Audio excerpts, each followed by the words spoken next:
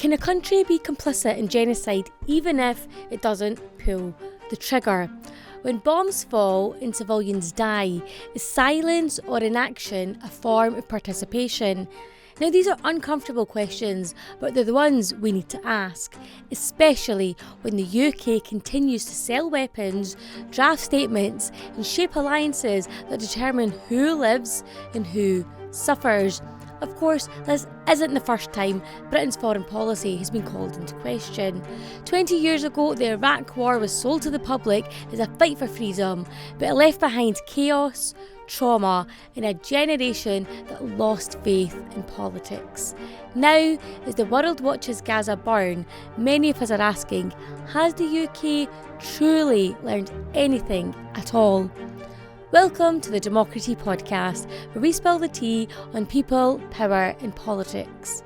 My name is Anum. At 28, I became one of the youngest members of Parliament elected to Westminster. From the Houses of Parliament to protests on the streets, I've seen up close how power works and how often it doesn't. That's why I started this podcast. It's unfiltered, unapologetic and disruptive. We go behind the headlines and behind the soundbites to challenge the status quo.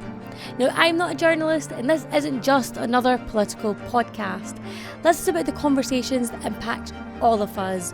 The conversations that don't always make the headlines, but shape how we live, work, and show up in the world. I will talk about politics, but I will also look at power, identity, faith, equality, and everything in between. Real stories, real people, real talk.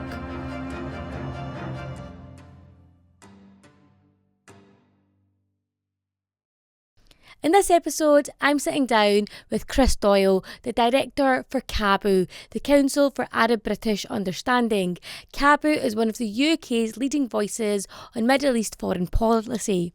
Together, we unpack the UK's legacy in Iraq, the moral cost of its silence in Gaza, and what accountability really looks like in a world that keeps repeating its mistakes. And before we dive in, this is our very first season, so your support means the world. After you've listened, I'd love to know what you think. Will the UK government end arms sales to Israel? And will protests on the streets lead to meaningful change? Drop your thoughts in the comment, share this episode with a friend, and don't forget to hit subscribe so we can keep inviting guests to spill the tea on people, power and politics. Chris, so I am drinking hot chocolate today because I actually feel like our conversation is going to be quite intense. So I wanted a wee bit of comfort, but also I just think I needed a wee pick-me-up with some chocolate. What about you? What's in your cup? Well, I've got a latte, and actually the last couple of years in dealing with Palestine has been pretty caffeine heavy. So I've been drinking more coffees every day just to, keep awake, keep alert. Mm-hmm. Long nights, finding out what's going on and friends in Gaza. So yeah, there's been a lot of caffeine. I've become even more addicted than I used to be. Let's take a wee step back. You're the Director of CAABU, which is the Council of Arab-British Understanding. You're one of the UK's leading organisations on Middle East foreign policy. But what does that actually mean? What does CAABU do? Well, CAABU is a cross-party organisation, and what we do basically, certainly in terms of our political work, is to brief members of Parliament, Lords, peers, on what's going on out there. And we focus largely on conflict issues because we can't do everything in the Middle East. So the issue of Palestine has been very key for us, particularly in the last couple of years. But also we did a lot of work on Syria, a lot of work on those issues that resulted from the Arab Spring, those protests back in 2011, but also the consequences of all these wars and conflicts, refugees, extremism, I'm afraid also attitudes of hate as well, Islamophobia, which unfortunately has so polluted our conversation, and particularly in the online space. So it involves a lot of work. And we've been around since 1967, and back then there was a survey that showed 98% of the British public claimed to know little or nothing about the Middle East, which is extraordinary if you consider that then we were still actually a colonial power in the Middle East. We hadn't left the Gulf. we were still the colonial power in Aden, and we'd only just left Palestine only 2 decades before, Iraq, Jordan. So it's quite remarkable, and that level of ignorance still persists. In fact, we did a poll back in 2017 that showed that 81% of the British public claimed to know little or nothing about the region. So I think one of our first challenges has always been to tackle that level of ignorance, not just the prejudice that is around. I think ignorance is probably our first problem. And as you know, we take delegations out to the region. I was one of the members of Parliament you took out. We did, and we went out there, I think it was, May, June 23, I think it was. It was just a couple of months before October the 7th. Yeah, and for most MPs, they know a bit about Palestine. They know it's a very controversial, toxic issue with varying narratives, competing narratives. And they're somewhat intimidated by speaking out on the issue on occasions. So by taking them out there, getting to see what life is like on the ground in occupied Palestinian territory, the West Bank, they get a better understanding, and they can come back and speak with confidence, that they've been there, they've seen what checkpoints are, what settlements do, the consequences of settler violence, and the way in which the Israeli military occupation really governs the day-to-day experience of every single Palestinian in the West Bank. Of course, we would have liked to have gone to Gaza, but even before October the 7th, and it's 2 years since those horrible atrocities, even before then, MPs were not allowed into Gaza. So we weren't able to take a delegation into Gaza after 2013. I was going to ask you if you think there's effectiveness in taking members of Parliament out to Palestine, to the West Bank, to see it for it as a reality. But actually, I don't need to ask you that, because I can answer it myself. Pre my visit to the West Bank with CAABU, MAP and Amnesty International, I feel a decent understanding of what was happening. But the reality is you can read as many briefing papers as you want, you can watch as many news reports as you want, but it's only when you actually go out to Palestine, you live through it. Well, you don't live through it, but you get to have those conversations with people who are living through it on a day-to-day basis. You go through the checkpoints, you go to the settlements. I mean, there's so much of that visit that I will remember. But I think one of the things that I'll never forget is we drove in our bus through a settlement. And I remember I was so tired because it was so intense those couple of days. So much was packed in. And I remember just sitting on the bus and I was kind of like in and out of sleep. And one minute my eyes are open and I'm seeing sand. I feel like the next moment I close my eyes, I open up my eyes again. And it felt like I was in the middle of America with really built up houses. Women walking along the streets holding like iced coffees and designer handbags. And I remember just looking like, where on earth am I? Like, I felt like I had been transported. Then I saw the Israeli flags absolutely everywhere. And I think we talk about Israeli settlements in the West Bank, but actually I don't think I truly understood the fact that they are literally in the middle of the West Bank, and you drive out of a settlement, you're back in essentially the sand, the desert, the dust, and then you go into another settlement and it's completely built up. It's incredible. I mean, it's like two different worlds. You go into these settlements and, as you say, I mean, they have everything. Security, lots of water. The estimates are that they get 6 to 10 times more water per head than their equivalent Palestinian neighbours. And for certain, this is why we and so many human rights organisations, in fact, pretty much it's a consensus amongst human rights organisations and bodies that there is a regime of apartheid in the West Bank. Some go on to say, actually, including Israeli organisations, that there is systematic discrimination, apartheid within Israel as well. But it's very clear in the West Bank. I mean, everything, even the colour of the licence plates of vehicles, even these small things, but in terms of planning, security, rights. Essentially, if you are an Israeli settler, you're Jewish, you have superior rights to any Palestinian in the West Bank.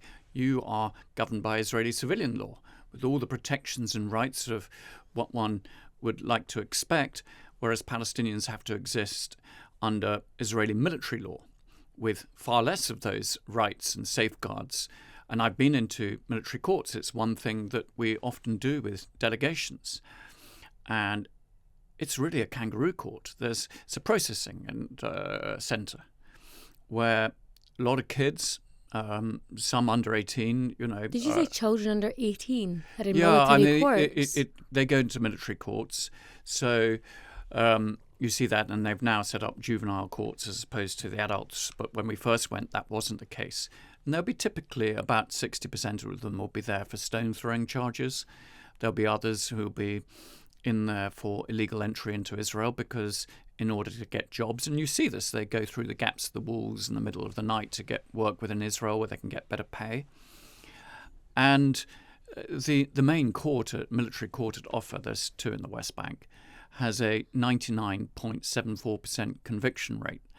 So that tells you all you need to know about the quality of justice. And essentially in all these Palestinian villages across the West Bank, there are frequent raids, military raids in the middle of the night where adults and kids will be picked up and taken off for interrogation, often having to sign confessions in Hebrew, which they wouldn't understand. The whole process, particularly in the first 24 hours, is designed to intimidate, to ensure that the occupation persists, because if you do that, it's one way of making sure you don't have a mass riot every single day. If you've got a couple of kids throwing stones, you need to make an example of them to keep that occupation going. And in fact, it's a very successful occupation from that point of view, because there isn't a large Israeli force in the West Bank. They don't need it. They have it so well locked down with all these checkpoints and barriers to movement. The settlements form part of that ability to close off one area of the West Bank from another and keep the population quiescent.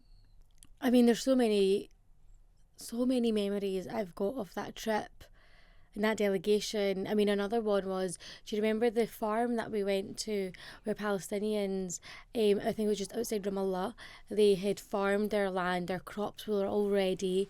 They then get a phone call saying settlers have come and they've set it all on fire.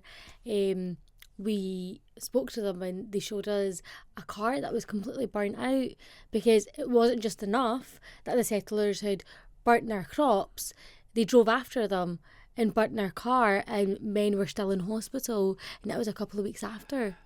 And you'll remember, Anum, that all the evidence, and we saw videos from their phones, was that the army turned up as well and was watching this going on and facilitating it. And that increasingly has been the story, that the army, the Israeli army, watches on, and if any Palestinian tries to oppose what the settlers are doing, the army moves in to stop it. In fact, the standing orders of the army are not to stop settlers from attacking Palestinians.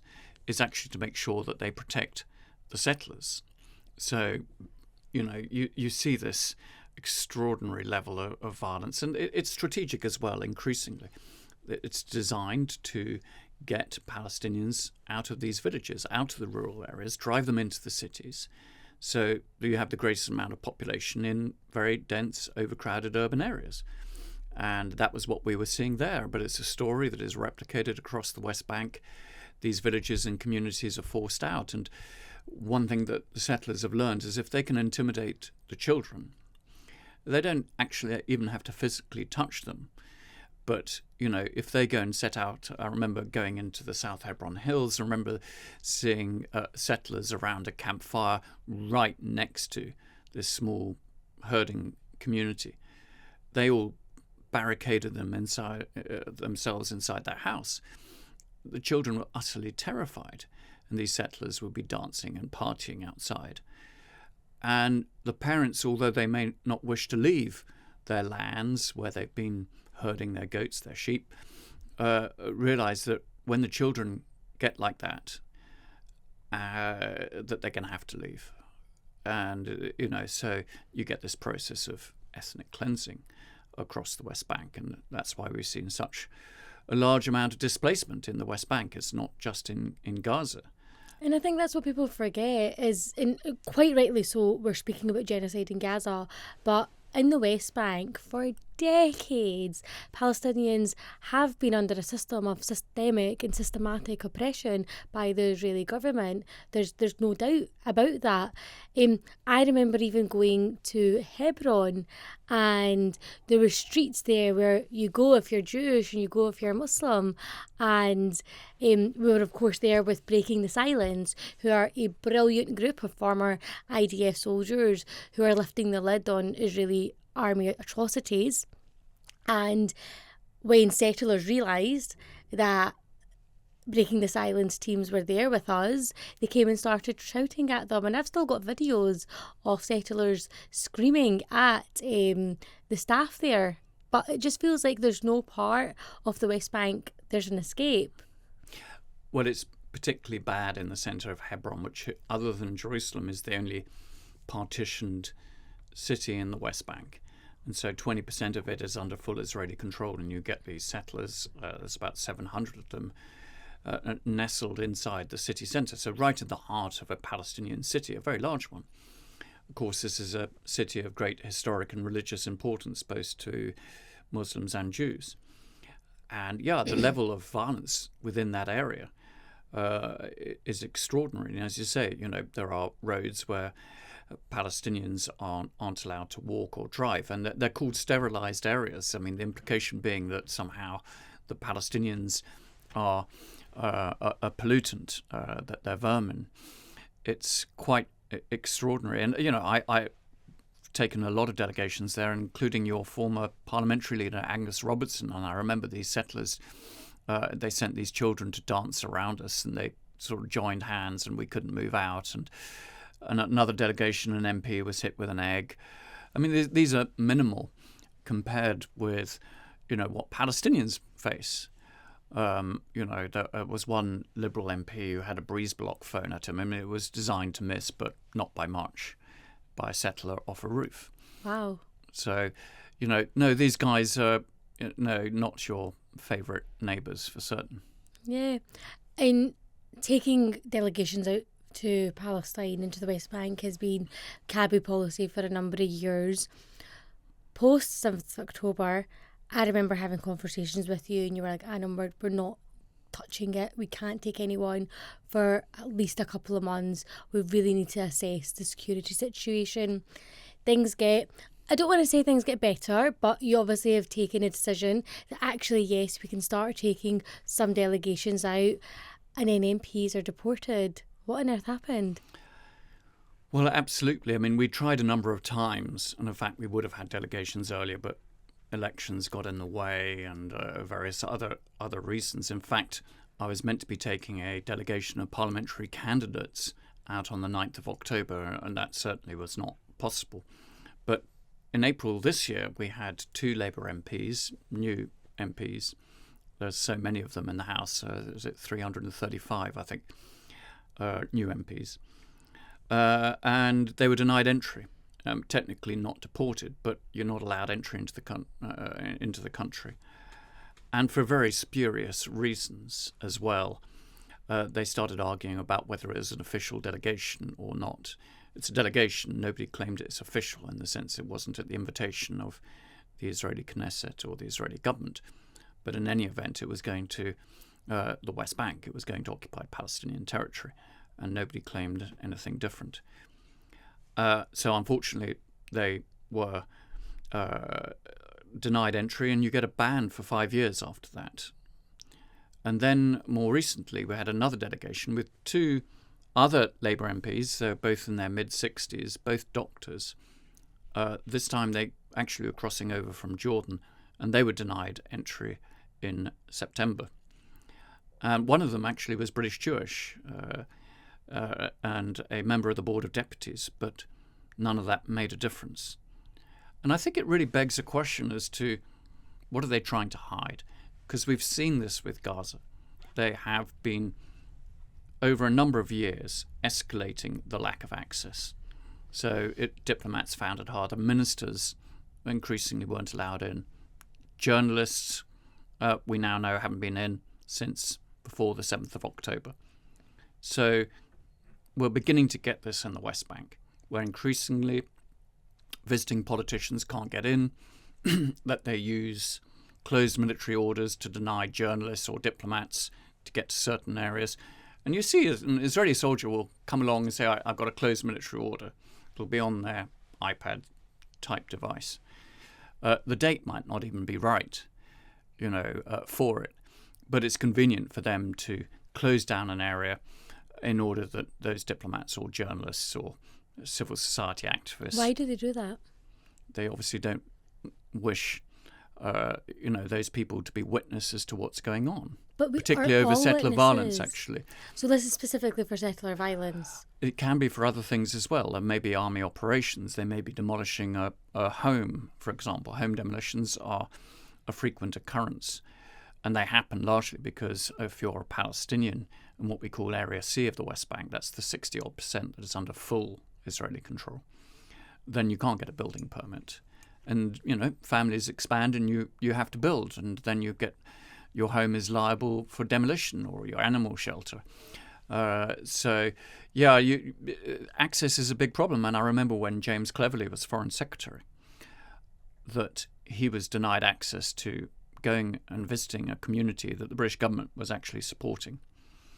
And the Israelis said, no, you can't go.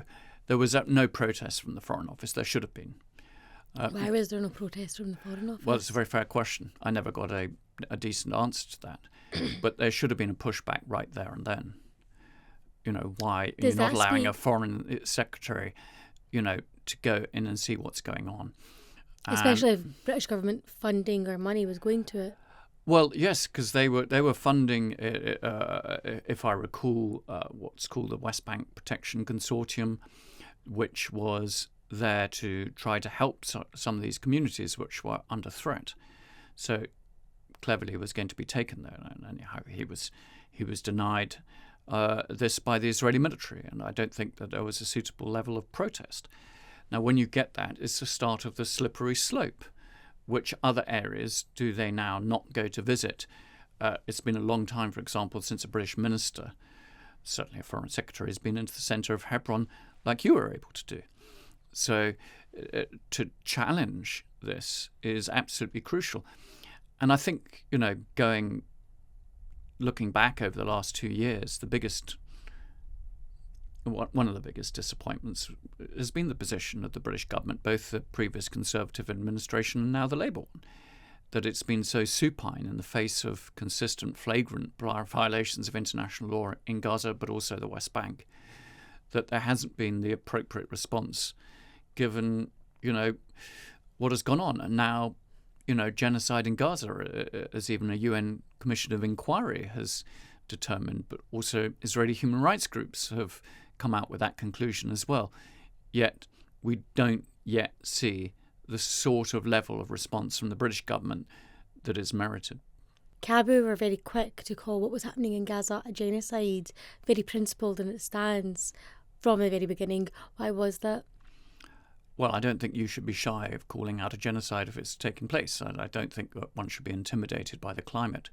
So we didn't do that immediately, but there was the International Court of Justice determination that there was a risk of genocide. They ordered provisional measures which should have seen the level of aid going into Gaza should have been unimpeded, amongst many other orders that they made. The British government has never insisted that those provisional measures should be adhered to.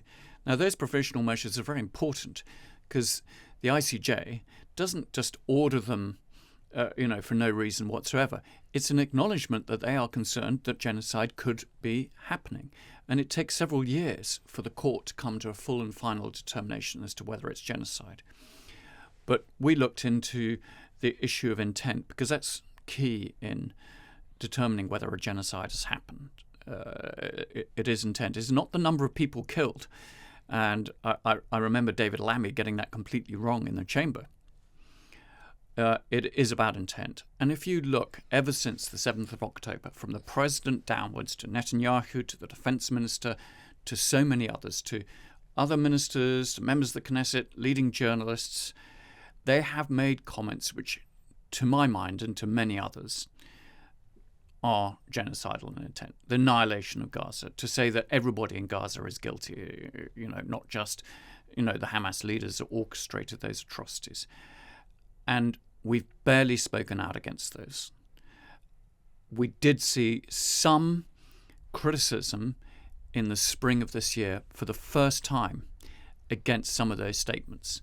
And of course, it led eventually to the sanctioning of 2 Israeli ministers. But quite frankly, they'd made those statements way before. There were reasons to sanction them before. But also other ministers, other members of the Knesset. Why are they allowed to travel to Britain, for example, after having called for this, calling for a complete and utter blockade into Gaza, denying food, water and medicine, life-saving products?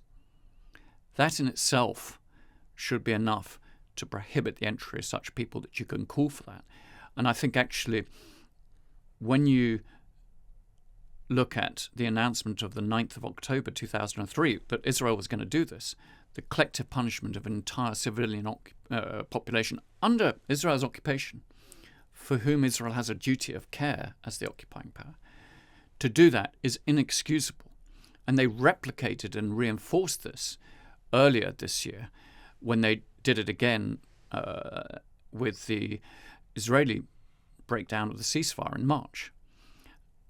And the consequences of that are the outbreaks of famine in most of Gaza, which is still spreading.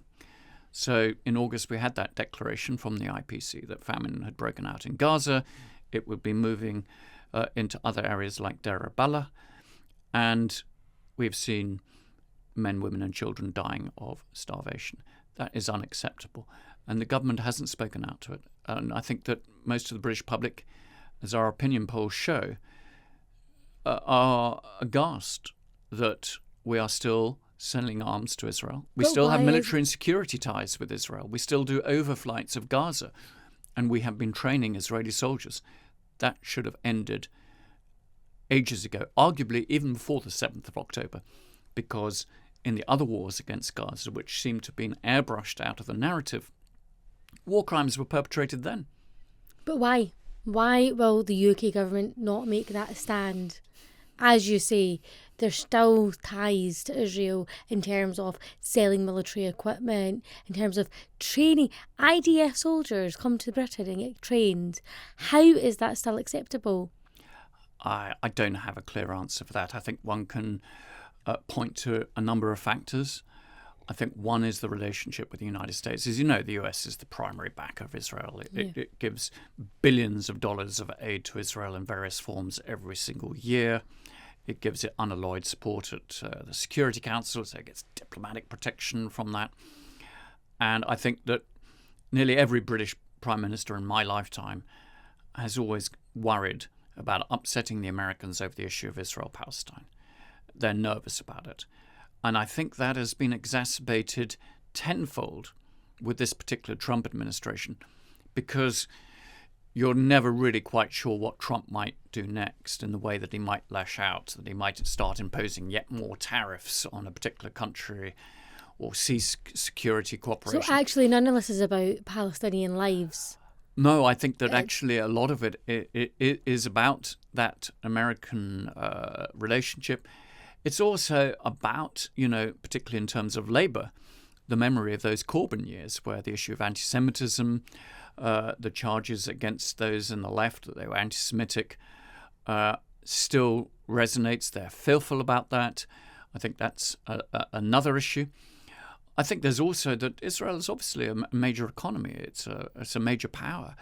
So there's a lot to offer another country in terms of a relationship, in terms of trade, in terms of security cooperation. Israel does provide security and intelligence to partner countries. Whereas, of course, with Palestinians, who barely have an economy, it's a captive economy under occupation, there is no great trading relationship. There's no security relationship. They obviously don't offer, cannot offer very much in terms of a relationship with Britain. So it's attractive for a lot of countries to have a good relationship with Israel. And unlike a lot of the countries that get sanctioned, European states often are importing arms and security, drones, cyber software from Israel. So they want to still be able to purchase some of those materials and products because they're often top of the range. So Palestinian lives don't really matter. It's all about the politics. It's about trade. It's about money. I think one can point to that in any number of conflicts as well. That all too often, politics is very domestic.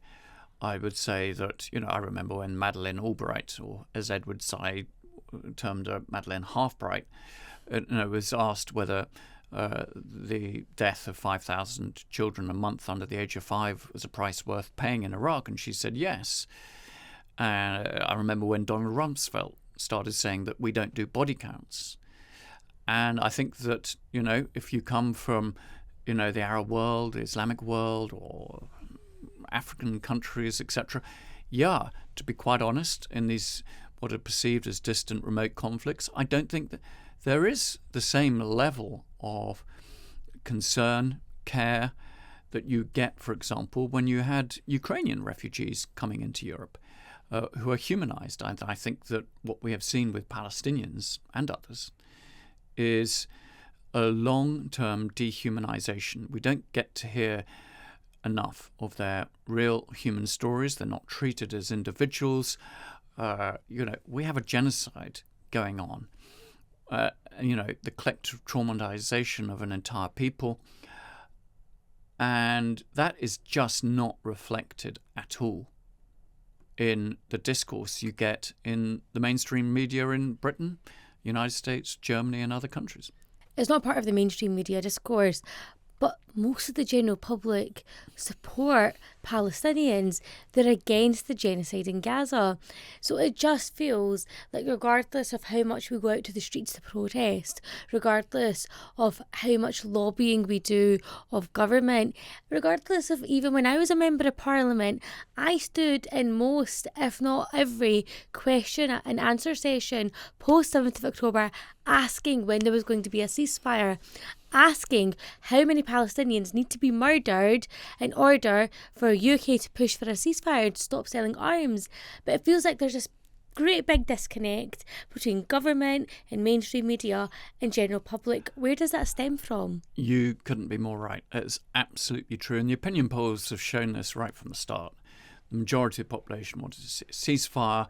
The majority of the population support, for example, a recognition of a Palestinian state. But that's gone back years and years, and it's only just now that we've got to that. And there was a recent opinion poll in the Washington Post that showed that 40% of Jewish Americans considered that it was a genocide that was going on in Gaza. Now, excuse me, but I don't think that is reflected in the media discourse. I think there is still this presumption that most Jews think exactly the same. Far from it. There were an extraordinary wide range of views. So, in the Jewish community, a huge opposition as to what's going on, what they feel has been done in their name. It's not really reflective at all, the media and political debate of what is going on and people's reactions to it.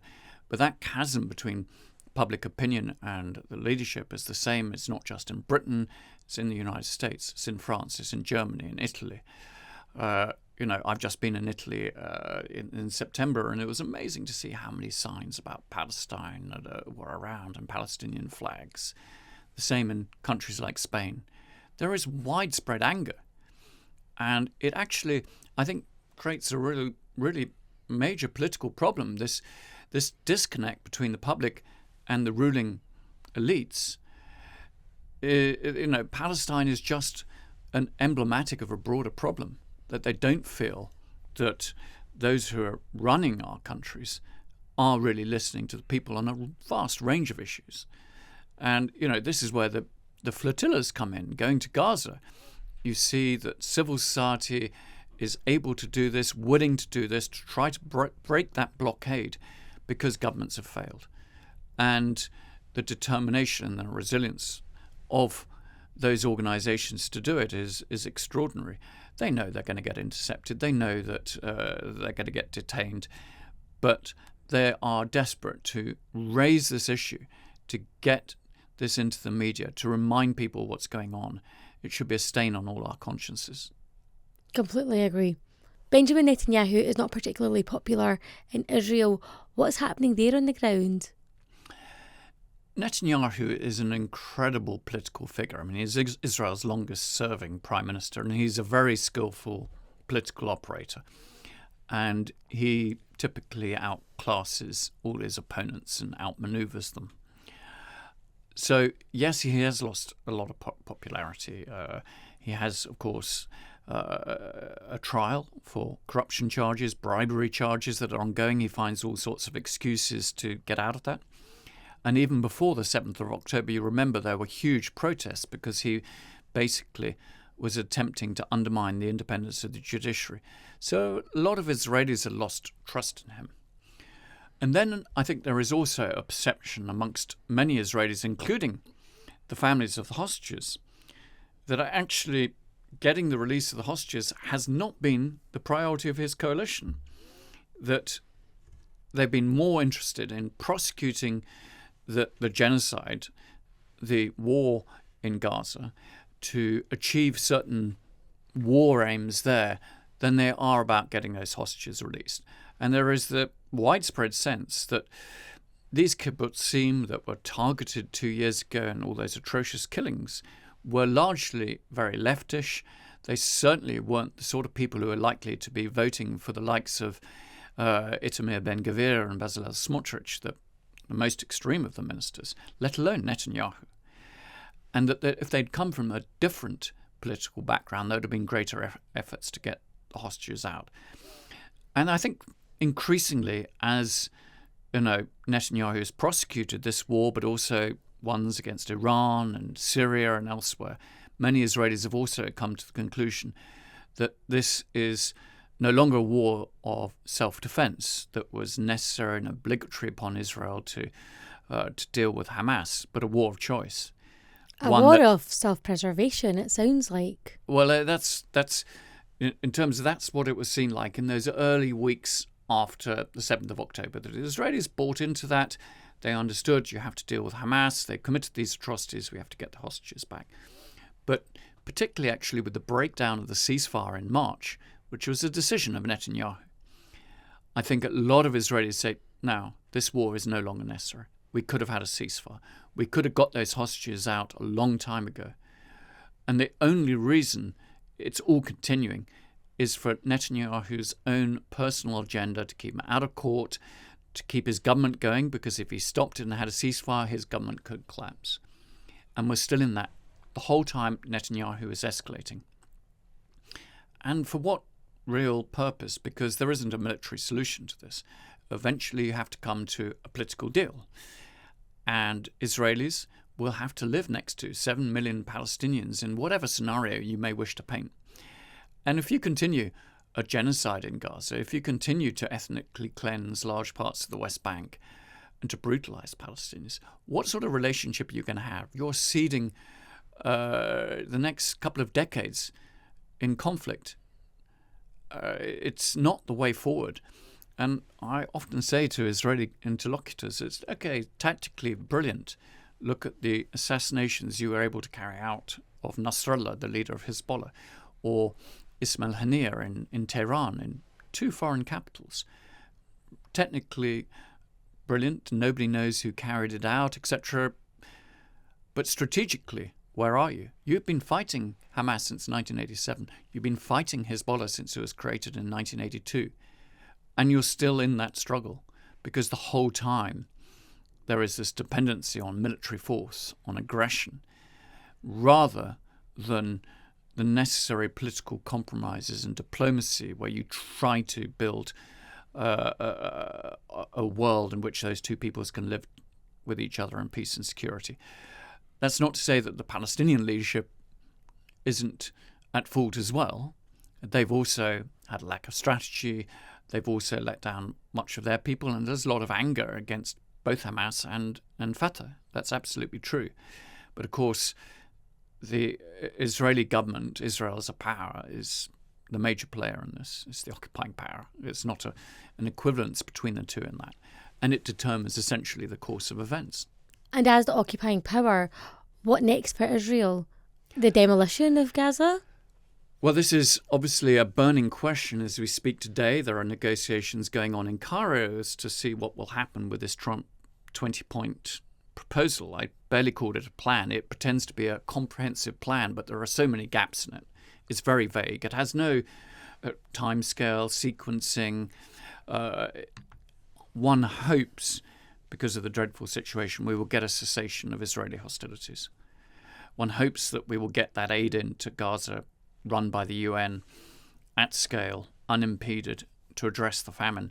And one hopes one's going to get the release of Israeli hostages, their bodies, but also the Palestinian detainees, the thousands, including women and children, who have been held without trial since October the 7th. So all of that, which is envisaged in these proposals, is very welcome. It's the bits beyond that that are deeply problematic, where there's precious little agreement, because these proposals were essentially a negotiation between Netanyahu's team and Trump's team. They had no input from Palestinians. And you can see that in the proposals, because there is absolutely no Palestinian agency. There is no pathway towards Palestinians ruling Gaza, let alone Gaza and the West Bank as part of a Palestinian state. And instead of them being able to govern themselves and be in charge of their own space as a sovereign power, you will have a technocratic, apolitical Palestinian committee supervised, and that's the word used, by a board of peace, which includes President Trump and former British Prime Minister Tony Blair. I mean, it's neo-colonial. It is still this presumption that the immature Palestinians are incapable of running their own lives, and that they need the civilized outside Westerners to come in and show them how to do it. I mean, this is not the 1920s, but it seems we're going back to that sort of era, that this is a new mandate in Gaza that is being proposed. So it's not going to be acceptable to Hamas, but it's not going to be acceptable to any Palestinian figure, any Palestinian faction at all. And that's why everything needs to be revised and renegotiated, because it's completely unworkable. And we're supposed to be somehow happy that these proposals include clauses that saying that Palestinians won't be forced out of Gaza and they'll be allowed to come back into it, as if somehow having an exclusion clause against ethnic cleansing is somehow to be celebrated, or that we should somehow celebrate and pat Donald Trump on the back because he's saying that aid should get into Gaza via the UN. Yes, of course, it's obligatory. It's not a concession. So there's a lot of work to be done to bring this to an end. But maybe there's a bit of a momentum. And if we do get to, a cessation of hostilities and aid and release of hostages, detainees, that could be a platform for building something on top of that give Gaza and West Bank, Palestinians as a people, some sort of horizon. It is horrifying that Tony Blair has been pulled in to play the role of peacekeeper. That man deserves to be in The Hague, nowhere near this situation. But actually it speaks to a wider problem or a wider issue. Britain has recently recognised Palestine as a state, but from what you're saying, it sounds like even that is symbolic. And yes, you're recognising Palestine as a state. That is something that to be celebrated. However, that's not actually going to deliver any meaningful change if those Palestinian voices aren't sat around the table. Well, I was heavily involved in lobbying for the House of Commons vote back in 2014.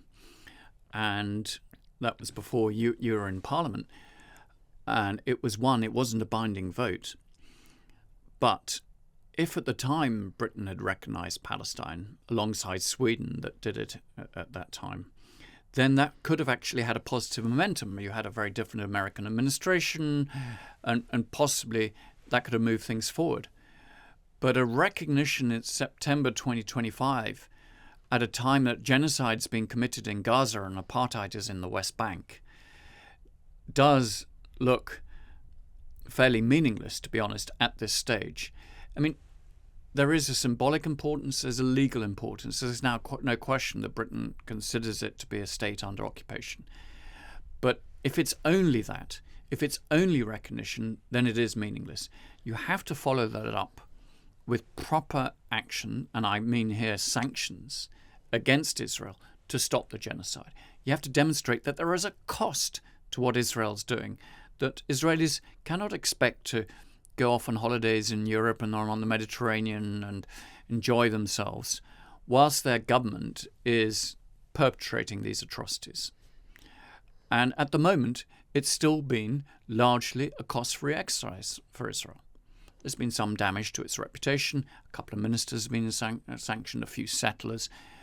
But really, it's been cost-free. And that's always been the way. That is why you've got to a situation that even though it is illegal under international law, even though it's a war crime under the Rome Convention, we now have 750,000 settlers in the West Bank. It's because for year on, year out, despite issuing press releases and statements saying that these are contrary to peace, these are illegal, we've not actually done something about it. And it's that consistent failure across all forms of government in Britain, in Europe, obviously the United States, that has led to this culture of impunity, no accountability whatsoever. You mentioned Blair going to The Hague, but of course there's an arrest warrant out against Prime Minister Netanyahu and the former Defence Minister Yoav Gallant. That should be honoured, and there are countries that have allowed Netanyahu to fly over their airspace. It's not clear what Britain would do if Netanyahu tried to come to visit Britain. That shouldn't be the case. He should be at The Hague. There's a human cost to all this. The politics aside, I can't even begin to imagine the trauma that young people and children in Gaza are facing. Nor can I. I try to fathom it, and I reflect that if you're an 18-year-old in Gaza now, you would have been born in, if it was October 2023, in war. Israel was committing a major war on Gaza in 2006.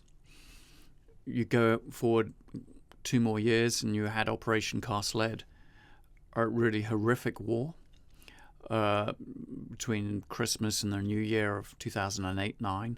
There was a UN inquiry there as well, and it showed all sorts of war crimes had gone on, use of white phosphorus, targeting of schools. Much of what we're seeing now, although now it's just escalated to an even greater extent. We had another war in 2012, 2014, and other wars. So you would have been brought up as a child. You wouldn't have left Gaza, typically, unless you were going for treatment in Jerusalem. And I think you went to one of the hospitals where patients from Gaza were being treated, babies, and often separated from their mothers. Oh, it was horrifying. And you'd have had all of that. You wouldn't have seen the sort of things that our children would take for granted, rivers, mountains. The only plane you're going to see is a plane that's probably bombing you or carrying out a sonic boom over Gaza, military planes. And so your experience of the world is so grim, and you've lived under blockade. There's very little horizon. And then you get this, the genocide. And, I talk to Palestinians and they say, I hope we get bombed, because it's a much less terrifying prospect than being starved to death or dying of disease. And so with these kids, and half the population of Gaza are children, who are already living in overcrowded refugee camps, raw sewage, smell of sewage you pick up in Gaza. There are even sewage lagoons. It's not a life. They've not had a normal life. So the trauma, and you don't talk about post-traumatic stress in Gaza, it's continuous. The trauma is continuing. And I just don't know how they get over it. And there is this then tendency to expect, if there's a cessation of hostilities and if it all sort of calms down, that everybody in Gaza then starts behaving rationally as normal human beings, as if none of this has happened. And it's not. I just don't know anywhere that's really undergone such, heavy amount of trauma day in, day out. You know, there was a lot of talk on October the 7th about, you know, hell had been visited upon Israel, and certainly in those communities, of course, those kibbutzim, it had been. But it had been hell in Gaza for years. It had been under blockade since, you know, 2007. And even before 2007, there were huge restrictions on entry and exit of both people and goods. So I just don't know how Palestinians survived in all of that. I can't even start to imagine. And I've been into Gaza many times. And I remember when I first went there in the early 90s, I was just like, my jaw hit the ground, you know. How could such a place have been created? It was still even then one of the most overcrowded places on earth, in those massive refugee camps that have now been pretty much leveled, like Jabalia or Shati. The conditions were then appalling. And I struggle. I struggle to deal with that. And we talk about the human cost. To be honest, we don't even know. The official figures are around about 66,000 killed. But, you know, various studies have showed that it could be a lot higher. And when we do get to that cessation of hostilities and start digging under the rubble and people start trying to find out where their loved ones are, I fear that number is going to be a lot higher. And what about all the amputees? The children with a limb or multiple limbs missing, who are orphaned, who have no family left. I mean, it's, beyond comprehension. It's just so difficult, and we're bystanders and all of this. I think for me, I've seen different videos and pictures online. We can't escape any of it. There's so many pictures online, but one of the things that will always stick with me for the rest of my life was a wee kid in Gaza who was saying that when I look up to the sky and I see a plane, I don't know whether it's aid or a bomb that's dropping on me. And that thought is terrifying. And how Prime Minister after Prime Minister, or how Keir Starmer or members of his cabinet can stand in House of Commons chamber and justify, because that's essentially what he's doing. He's justifying those actions. He continues to sell arms to Israel. How that man goes to sleep every night, I do not know. And you touched upon something there that I think is worth reflecting on. I mean, many Israeli apologists for genocide will say, oh, what about all these other conflicts?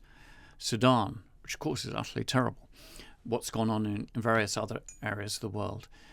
But actually in Gaza, we know what's going on. It's being live streamed, this genocide.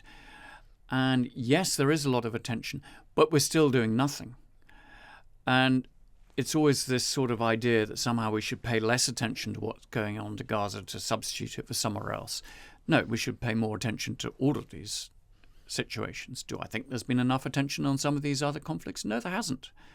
But I've been to Gaza. I know Gaza. I have friends in Gaza, had friends in Gaza. And it's incumbent on those of us who do have that experience and knowledge to speak out about it. But there is no excuse in terms of did we know or not. Maybe in Rwanda, there will be a lot of people in Britain at the time who had no idea the scale of atrocities that were going on during that genocide. We don't have that excuse in Gaza. It's being live streamed on our phones, the videos, the drone overflights. You know, we have been watching from the sidelines as bystanders, and worse, some people are complicit in what's going on. It feels like what's happening in Gaza is essentially history repeating itself. CAABU were very vocal against the Iraq war. Do you feel like there's this kind of mirror portrayal of the UK government's actions? To an extent, I think that's true. I think that, you know, in Iraq, we were very comfortable with a dreadful Iraq sanctions regime that went on between 1990 and 2003, which really crippled Iraqi society at a family level. Split families, killed so many children, and we were content with that. There was a lack of humanization of the victims of that. And the excuse was, well, it's a terrible regime of Saddam Hussein. It's his fault. But that's not good enough. You cannot design a sanctions program and then just blame a regime that you know is abhorrent for what is going on. And to some extent, that's the same with Hamas. Yes, Hamas have committed atrocities. But you cannot, design your response on the basis that you hope one day Hamas will somehow behave better. And we're doing that a lot. Let's just blame Hamas. No, we have responsibilities to the civilian population who have nothing to do with those atrocities at all. And in Iraq, we saw the dehumanization of an entire people. It went on for years and years. The stories of individual Iraqis, were glossed over, and lots of people were portrayed as mini Saddam Husseins. He was the monster, blamed for absolutely everything. He was a monster, no question. But our policies were totally inappropriate for what's going on. And it's the same with Gaza. We pretend we know a lot about the Middle East, but actually our policy is so ill-informed, no sort of sense of history, that we only really know what's gone on in the last year or two. People forget what had gone on before. As we had a British historical responsibility for Palestine, we also have a British historic responsibility for Iraq. I remember having to remind people that we had actually invaded Iraq before in history, that we had drawn up its borders. We had actually been the mandatory power. There was actually quite a lot of commonalities. We had allowed crimes to go on in Iraq as well. And all of this is, it speaks to conflicts that happen in faraway countries that we don't really care about. It was the same in Syria. My wife is Syrian. But all too often, instead of having a proactive policy that tried to address the issues, we just resorted to sanctions because it was easy. Sanction a few more people, make it look as if we're tough. But there was no real drive to end that conflict, to really help Syrians. And there isn't really now. There's very little debate about Syria in Parliament. There's very little debate about what should happen, what our policy should be. Because, in the end, it doesn't matter. There's very little media coverage of it. And it's still that same sort of attitude. They don't count. Is the UK consistent in applying its values internationally? No, it's not. Never has been. I'm not naive. It's unlikely ever to happen, but I hope that a decent government would at least reduce that inconsistency. And Britain's not alone in that. I mean, most states are guilty of that. And it's pretty difficult, I guess, to apply a perfect consistency of approach. But, this is a government we have now, a Labour government, that swore blindly, put in its manifesto, that international law would be absolutely the heart of all its policies. Well, I'm afraid that is just so far from the truth that they struggled even to state that Israel had violated international law. They talked, when they started imposing a partial arms embargo on Israel, the risk of violation. When you impose a collective blockade against the civilian population, there is no doubt about a violation of international law here. Settlements are a clear violation of international law. And then the government sort of says, we leave it up for a court to determine whether such violations have happened. Well, both this government and the previous government never had such a reluctance to call out Russia, rightly in my view, for its war crimes in Ukraine, for its use of starvation as a weapon of war in Ukraine, for Russia's targeting of civilian infrastructure. Had no problems with that. Russia was sanctioned from day one. It was sanctioned after its illegal invasion and annexation of Crimea. But when it comes from Israel, there is a different standard applied. Completely agree. I don't know if I have much more to add to that. I completely agree with you. There isn't a consistency in how the UK government approaches international law, and it feels like very often there's a level of acceptability of violence. Yeah, and I think they think the public are fools, that we don't see this. I don't know about that. I think they do think we can see this. It's not necessarily that they think we're fools. I actually just don't think they care. it's possibly a mixture of both, that they don't care, and I think there is a slight contempt for public opinion, and you saw that contempt, in the way they stigmatized all these protests. They've never been portrayed by ministers as a genuine outpouring of anger about what's going on. Never portrayed it as really a truly legitimate exercise in protesting against a genocide. That they never portrayed it as, even in those early protests, as people who knew what had been going on in Gaza in the years previously, that it had been under blockade and that people were suffering, and there was 80% levels of poverty, that the entirety of the population pretty much was aid dependent. That's why people protested so early. This just did not start on the 7th of October. And to describe them as hate marches, and now we get a situation where the government's saying it's un-British to protest against a genocide. No, it's profoundly British. It's profoundly right.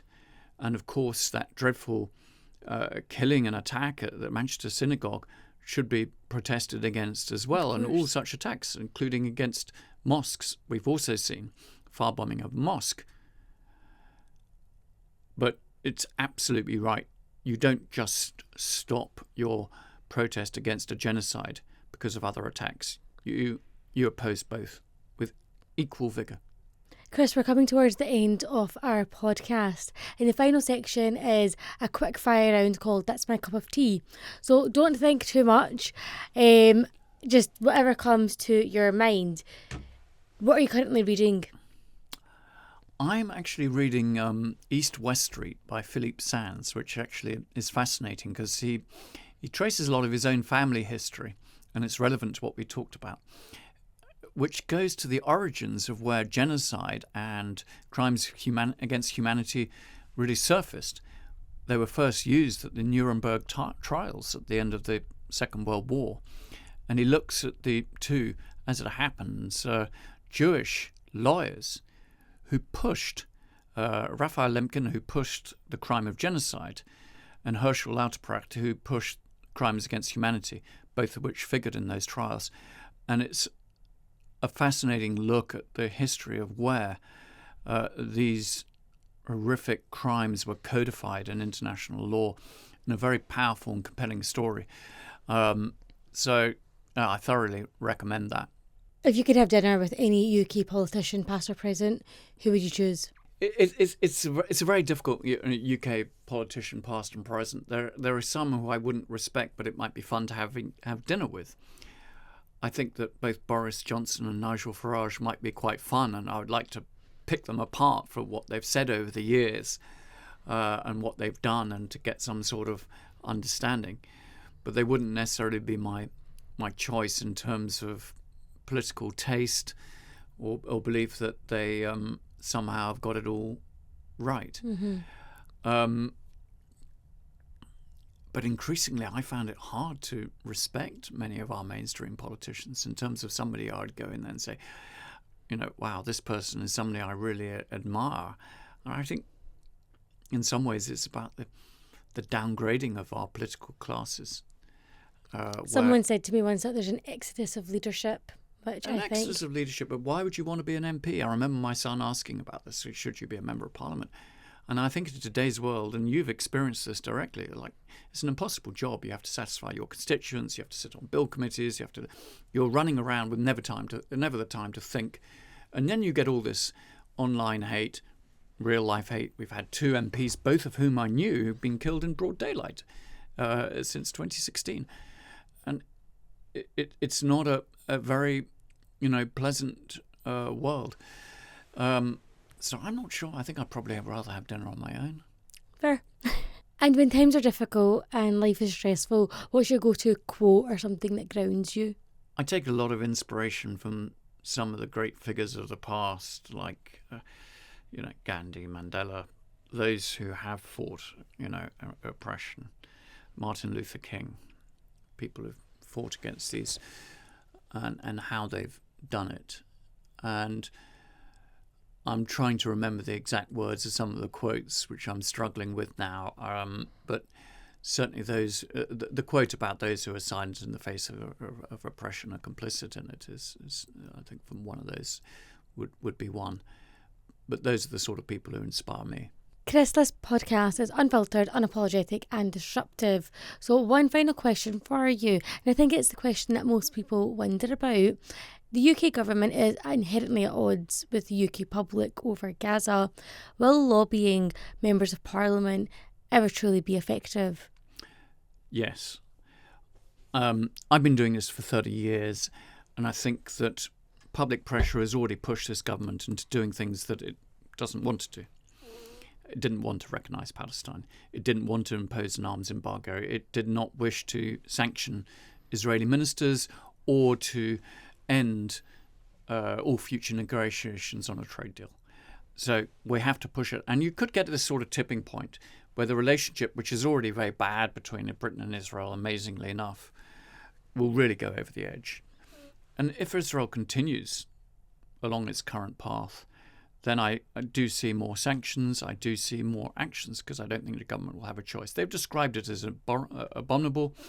Yvette Cooper, the new Foreign Secretary, has described it as a moral outrage, what's going on in Gaza. Well, if you use that sort of language, then you need to follow it up with action. So I do think we need to lobby, we need to push for it. There's no point in complaining from the sidelines and doing nothing about it.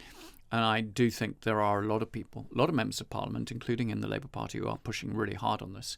And we've got to hold their feet to the fire and get them to do more. Thank you so much, Chris, for joining us. Such a pleasure, Anum. Thank you very much for having me. A huge thank you to Chris Doyle for joining me in spilling the tea on how Britain's decisions abroad continue to shape lives across the Middle East. Now I want to hear from you. When you think about Britain's role in the world, do you see it as a force for peace or as a country still haunted by its past wars? If the UK helped write the chapters of Iraq and is watching Gaza burn today, what does accountability look like to you?